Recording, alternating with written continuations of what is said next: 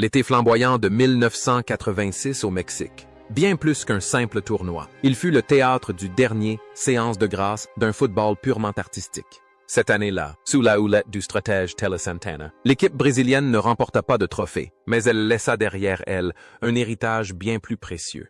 Une profonde admiration pour la beauté du jeu.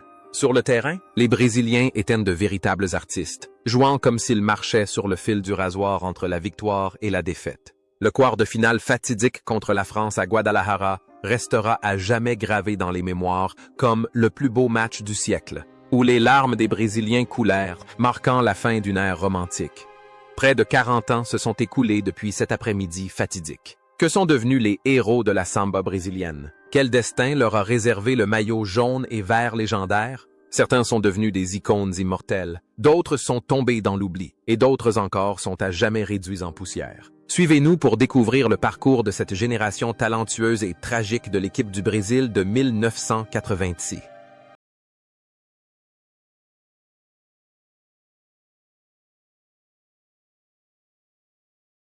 Lors de la Coupe du Monde, 1986 au Mexique, Socrates avait 32 ans. Il ne portait plus le brassard de capitaine comme en 1982, mais il restait l'âme, le cerveau et le cœur de la sélection. Avec son bandeau blanc, ses longues jambes gracieuses et ses talonnades expertes, Socrate jouait comme un sage flânant nonchalamment. Son penalty manqué, tiré à l'arrêt face au gardien français Joël Batt, en est un parfait exemple. Calme, artistique, mais aussi audacieux. Sur le terrain cette année-là, Socrates incarnait un Brésil fier, préférant une belle défaite à une victoire laborieuse. Loin des terrains de sport, la vie de Socrate était un roman riche et philosophique. Rare joueur de football était également médecin. Intellectual de gauche, il a toujours milité pour la démocratie, au sein du mouvement démocratie corinthienne. Après sa retraite sportive, il ouvrit une clinique, écrivit des chroniques politiques et sociales pour la presse et composa même de la musique. Il menait une vie libre et sans contrainte. Toujours une bière et une cigarette à la main, discutant de philosophie et de politique jusque tard dans la nuit. Socrate ne s'est jamais considéré comme un athlète professionnel au sens conventionnel du terme, mais plutôt comme un individu libre, vivant pleinement le monde. Le lien entre Socrate, sur et en dehors du terrain, est celui de la désobéissance. Sur le terrain, il court peu, préférant s'appuyer sur son intelligence pour maîtriser le ballon. En dehors du terrain, il ne se conforme pas aux règles conventionnelles de santé et de forme physique, vivant pleinement ses passions terrestres. C'est un grand voyageur, convaincu que le football n'est qu'une infime partie du monde. Cependant, ce parcours poétique prit fin brutalement et tragiquement. Des années d'alcoolisme ravagèrent le corps de ce médecin talentueux. Le 4 décembre 2011, Socrate décéda à São Paulo, à l'âge de 57 ans, des suites d'un choc septique, conséquence d'un alcoolisme chronique. Ironie du sort. Il s'éteignit le jour même où son équipe de cœur, les Corinthians, remporte le championnat brésilien, exaucant ainsi son vœu. Je veux mourir un dimanche et que les Corinthians gagnent le championnat. Son héritage ne se résume pas à un football magnifique, mais à la philosophie d'un homme qui osa vivre autrement. Zico arriva à Mexico en 1986 à l'âge de 33 ans, affublé du surnom de Pelé Blanc et du poids des espoirs de toute une nation. Pourtant, ce tournoi fut marqué par la tristesse. Toujours blessé au genou, Zico passe la majeure partie de son temps sur le banc. Son entrée en jeu contre la France, suivie d'une passe magistrale pour Branco, provoquant un penalty, aurait dû être synonyme de joie. Mais Zico manqua lui-même ce penalty. L'image de Zico, la tête entre les mains, symbole de déception, représente le rêve inachevé de toute une génération de talents, privés de titre mondial. Mais si 1986 fut une tragédie, la vie de Zico par la suite fut une véritable épopée de renaissance. Après avoir quitté Flamengo, il fit un choix audacieux. Partir au Japon pour jouer aux Kashima Antlers durant ses dernières années. Là-bas, Zico ne se contenta pas de jouer au football. Il apprit aussi aux Japonais à gérer un football professionnel. Il est vénéré comme le saint du football, Kami-sama, au pays du soleil levant, l'homme qui a posé les fondements de l'essor du football japonais. Après sa retraite de joueur, Zico est devenu un entraîneur de renom, menant de l'équipe nationale japonaise à la victoire en Coupe d'Asie, guidant Fenerbahçe jusqu'en quart de finale de la Ligue des Champions et officiant dans divers pays. Sa vie personnelle est exemplaire et paisible, contrastant avec le style de vie flamboyant de nombre de ses contemporains. Homme de famille et administrateur sportif respecté, il est aujourd'hui 72 ans. Directeur technique des Kashima Antlers et figure influente au Brésil. Il a prouvé qu'un penalty manqué ne saurait définir une vie et que la grandeur d'une légende réside dans sa capacité à se relever après une chute. Careca, 25 ans, était l'attaquant le plus redoutable de l'équipe de 1904-26. Il concrétisait les passes élégantes de ses coéquipiers, plus expérimentés par des buts décisifs. Avec 5 buts lors du tournoi, Careca s'est imposé comme l'un des meilleurs avant-centres du monde à cette époque. Sa vitesse, sa puissance et sa capacité à marquer avec une grande variété de gestes offensifs représentaient le plus grand espoir de l'attaque de la sélection. Le premier but contre la France fut un chef-d'œuvre de jeu collectif et de placement intelligent. La carrière de Careca a pris son envol après la Coupe du Monde 1904-26, lorsqu'il a rejoint Naples, Italie. Là-bas, avec Diego Maradona et Bruno Giordano, il a formé le légendaire trio Magica, contribuant aux victoires de Naples en Scudetto et en Coupe UEFA. L'amitié entre lui et Maradona est une belle histoire qui transcende les frontières. 2 ennemis lors de la Coupe du Monde sont devenus de grands amis au sein du club. Après sa retraite du football, Careca a choisi une vie relativement discrète, tout en restant très impliqué dans le sport. Il a fondé le Campinas FC dans sa ville natale pour former de jeunes joueurs et est devenu un homme d'affaires prospère dans le secteur sportif.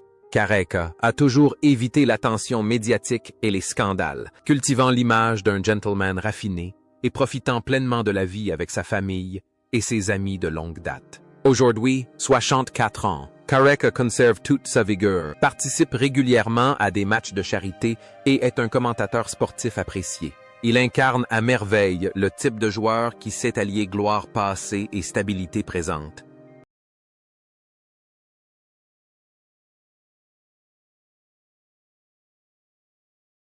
Jr., également connu sous le nom de Leovigildo Lins da Gama Jr., est arrivé à Mexico 86 à l'âge de 31 ans. Contrairement à l'année 1982, où il évoluait au poste d'arrière-gauche, il a cette année-là joué davantage dans l'axe, en véritable meneur de jeu. Avec sa chevelure et sa barbe fournie caractéristique, Junior dégageait une sérénité et une technique exceptionnelles. Il donnait le rythme au samba sur le terrain, un joueur capable d'exceller à n'importe quel poste, grâce à une vision tactique avant-gardiste.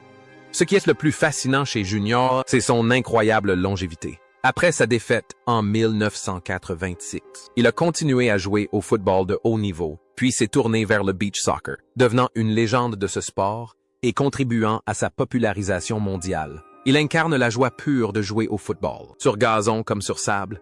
Dans la vie, Junior est un véritable artiste. Il a sorti des albums de samba et possède une voix envoûtante. La musique et le football semblent se fondre naturellement dans sa personnalité. Après avoir pris sa retraite sportive, il est devenu commentateur vedette pour Globo, sa voix résonnant dans tous les foyers brésiliens lors des grands matchs. Aujourd'hui, 70 ans, grand-père Junior, son surnom affectueux, déborde d'énergie, profitant pleinement de la vie de sambiste, et est très respecté pour son immense savoir et son amour inconditionnel du football.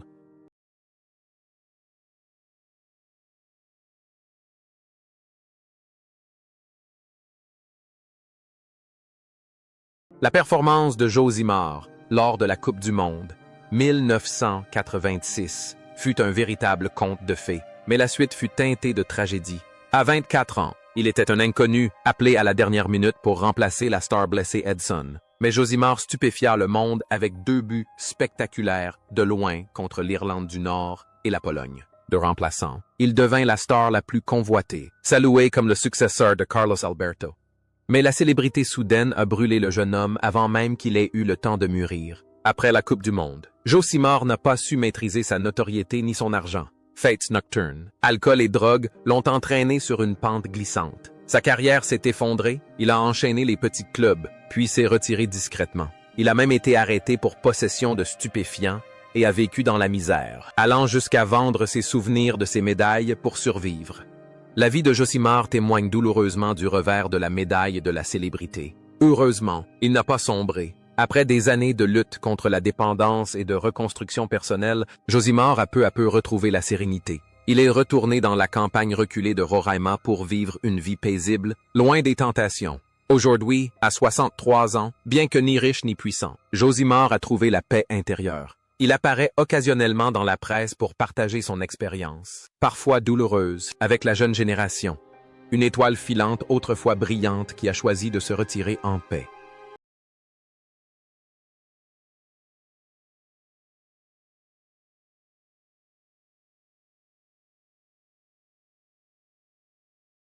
Paulo Roberto Falcón, le roi de Rome, arriva à Mexico en 1986 à l'âge de 32 ans, alors que ses plus belles années commençaient déjà à décliner. Meilleur joueur du monde quelques années auparavant, Falcón joua principalement un rôle de remplaçant stratégique lors de ce tournoi. Il ne participa qu'à 2 matchs, mais sa présence dans le vestiaire demeura une source de soutien moral inestimable. Falcón incarnait l'élégance et la finesse dans son style de jeu, un milieu de terrain complet comme on en voit rarement dans le football moderne.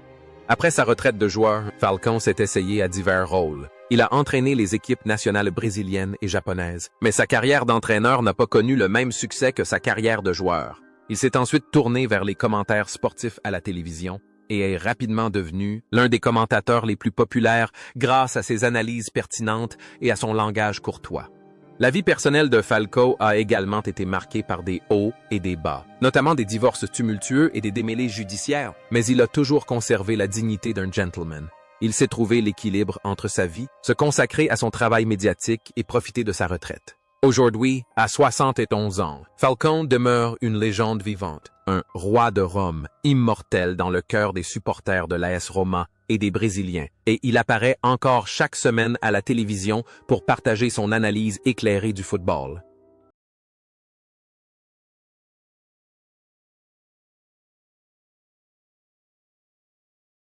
Claudio Ibrahim Vaz Leal, dit Branco, n'avait que 22 ans lors de la Coupe du Monde, 1986, mais s'était déjà imposé comme titulaire sur l'aile gauche. Puissant, tenace et doté d'une redoutable capacité à tirer les coups francs, Branco obtint le penalty contre la France, manqué par Zico.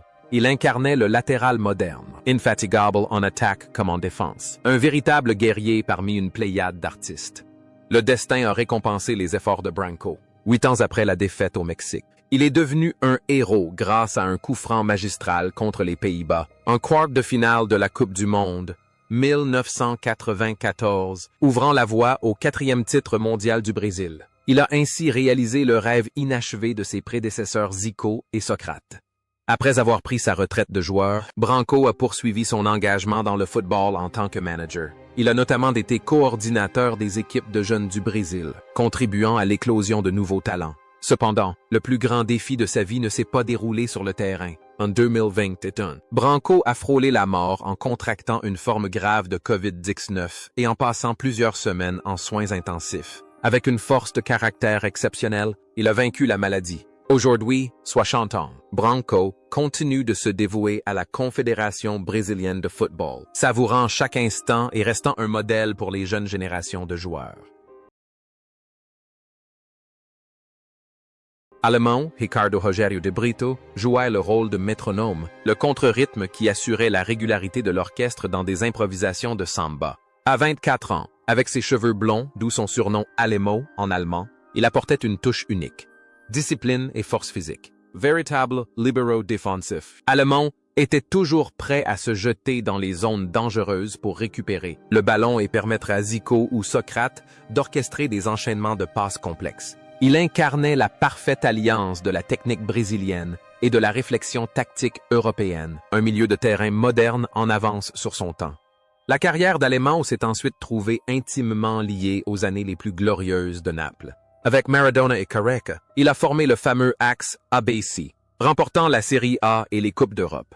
En Italy, Allemand était comparé à un char d'assaut inarrêtable, un héros discret qui se sacrifiait toujours pour permettre aux stars offensives de briller. Quittant les terrains, Allemand a choisi une vie à l'opposé du tumulte des stades combles. Il est retourné au Brésil, loin des projecteurs et des fêtes de l'élite. La vie d'Allemand est aujourd'hui paisible et tranquille. Il a un temps entraîné de petites équipes dans l'état du Minas Gerais, mais sans rechercher ni le succès ni la gloire. Il consacre désormais l'essentiel de son temps à la gestion d'un centre sportif de désintoxication, aidant des jeunes en difficulté à se reconstruire. Étrangement, son rôle de nettoyeur sur le terrain de football s'est inextricablement lié à sa vie. Autrefois, il neutralisait les attaques adverses. Aujourd'hui, à 63 ans, il œuvre discrètement à la reconstruction de la vie des jeunes. Un héros compatissant dissimulé derrière une apparence autrefois froide. Júlio César da Silva, le défenseur central de 23 ans au visage d'ange et au physique d'athlète, fut le pilier de la défense brésilienne lors de la Coupe du Monde 1986 au Mexique. Les supporters n'ont certainement jamais oublié sa frappe puissante de loin contre la France, qui s'écrasa sur le poteau.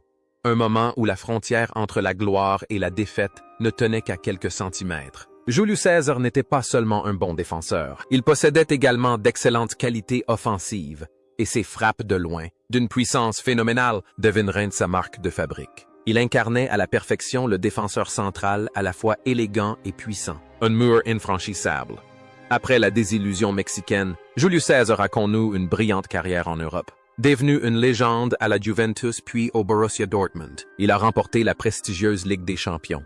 Il est l'un des défenseurs brésiliens les plus titrés de l'histoire du continent, prouvant que les Brésiliens savent aussi défendre avec méthode. Loin des terrains, Júlio César est un homme d'affaires avisé et discret. Il travaille dans la représentation de joueurs et le conseil sportif, mettant sa réputation et son expérience au service des jeunes talents. Sans scandale ni tapage médiatique, il a cultivé l'image d'un homme raffiné et accompli. Aujourd'hui, 62 ans, Júlio César voyage encore fréquemment entre le Brésil et l'Europe, agissant comme ambassadeur pour ses anciens clubs. Sa vie est une progression constante et régulière, prouvant que le talent allié au professionnalisme mène toujours au succès.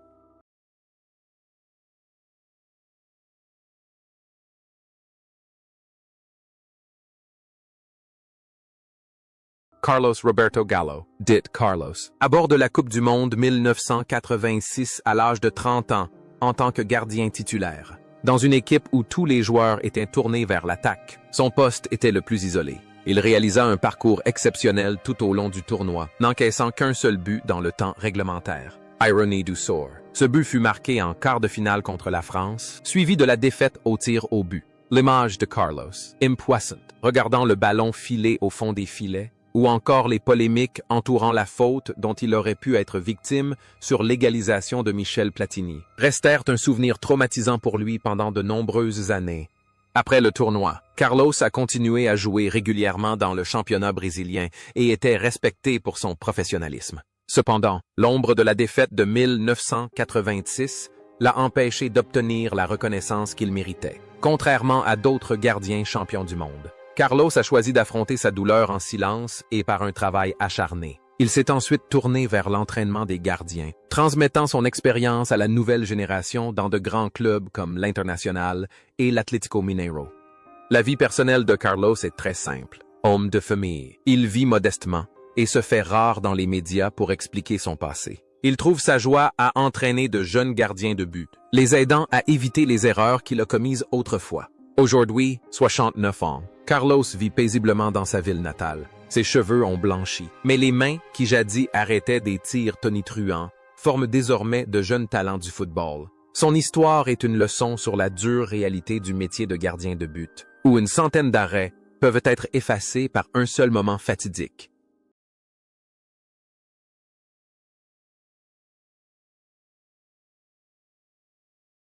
Walter Casagrande, 23 ans, était la star rebelle de l'équipe nationale brésilienne cette année-là. Avec ses longs cheveux bouclés et son style de jeu passionné, Casagrande était le partenaire idéal de Socrate, non seulement sur le terrain, mais aussi au sein du mouvement de la démocratie corinthienne. Lors de la Coupe du Monde 1986 au Mexique, même s'il n'a pas marqué beaucoup de buts, ses courses incessantes et son esprit combatif ont créé de nombreuses occasions pour ses coéquipiers. Casagrande incarnait la fougue, la passion et une pointe d'insouciance propre à la jeunesse.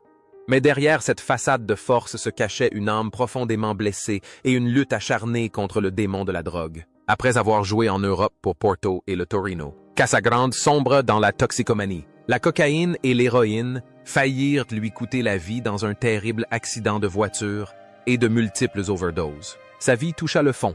Il perdit sa famille, sa carrière et son estime de soi.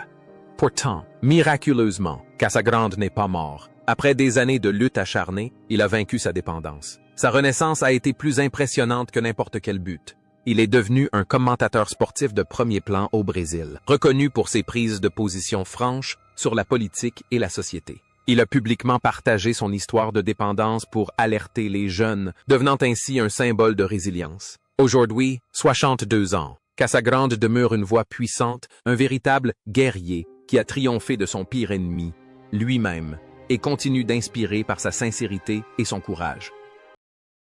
Müller, Luis Antonio Correa da Costa, était le plus jeune membre de l'équipe nationale en 1986, à seulement 20 ans, rapide comme l'éclair. Technique et doté d'un instinct hors du commun, Müller fut lancé sur le terrain pour semer la panique dans les défenses adverses grâce à son énergie débordante. Bien qu'il n'ait pas pu briller pleinement au Mexique en raison de son manque d'expérience, ce tournoi lui servit de tremplin pour devenir par la suite l'un des meilleurs attaquants au monde. Il était un talent brut, porteur des aspirations d'une nouvelle génération.